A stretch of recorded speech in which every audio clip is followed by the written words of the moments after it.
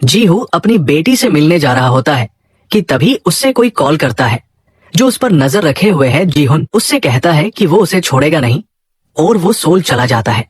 अब उसके पास बहुत पैसा होता है। वो अपने शरीर पर देखता है कि उसके कान के पीछे जीपीएस ट्रैकर लगा होता है जिसे वह चाकू से निकलता है।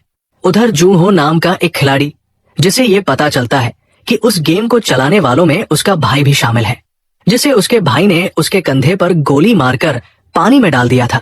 जिसके बाद वो एक किनारे पर पहुंच जाता है और उसे एक मछुआरे ने बचा लिया था।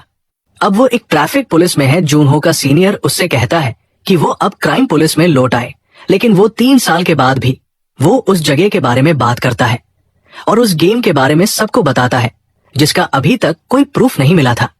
जूनहो डेली समुद्र में जाता है और उस आइलैंड को खोजने की कोशिश करता रहता है जहां वह डेडली गेम खेला जाता है, लेकिन उसे वो जगह कहीं नहीं मिली। जीहुन अब एक मोटल में रहता है जो अभी भी उस रिक्रूटर की खोज में रहता है जिसने उसको गेम में जाने दिया था। जीहू से कुछ लोगों को हायर किया होता है जो मेट्रो स्टेशन पर जा जाकर उस आदमी की खोज करते हैं। जीहू का आदमी किम उससे कहता है कि वो कब तक उस आदमी को ढूंढते रहें। जबकि वो मिल ही नहीं रहा तो जीहुन उसे पैसों से भरा एक बैग देता है और कहता है कि वो और लड़कों को बुला लाए, लेकिन उन्हें वो ढूंढना ही होगा। किम वो स्योक के साथ कुछ लड़कों को लगा देता है उस रिक्रूटर को ढूंढने और जीहुन को अपनी सेल्फी भी भेजते हैं। थोड़ी देर बाद किम और वो स्योक को वो रिक्रूटर किसी के ताकसी खेलता हुआ दिखाई देता है और वे जीहुन को ये खबर देते हैं तो वह उनसे उसके पीछे जाने को कहता है। किम उसे देखता है कि वो एक शॉप से 100 बर्गर लेता है और 100 लॉटरी टिकट्स लेता है और एक पार्क में जाता है जहां बहुत से गरीब लोग बैठे होते हैं।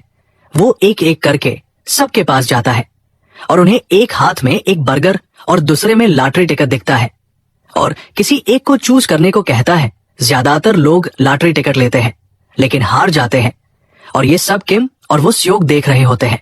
जीहुन उनके पास तेजी से आता है, लेकिन ओवर स्पीडिंग की वजह से जूनहो उसका चालान काट देता है, लेकिन वो बिना कुछ कहे चला जाता है जिससे जीहुन को उस पर शक होता है और उसके बारे में सर्च करने लगता है। उधर किम और स्योक रिक्रूटर का पीछा करते हैं।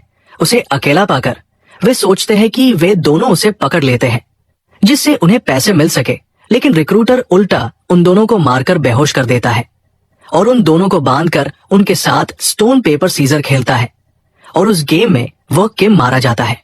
जिसके बाद रिक्रूटर खुद जीहुन के पास जाता है जिसे वह अपनी कहानी बताता है, कैसे उसने इस काम को करना शुरू किया। तो जीहुन उससे कहता है वो सिर्फ एक पालतू कुत्ता ही है जो अपने मालिक की बात सुनता है और गरीब लोगों से उनकी लाचारी का फायदा उठाता है।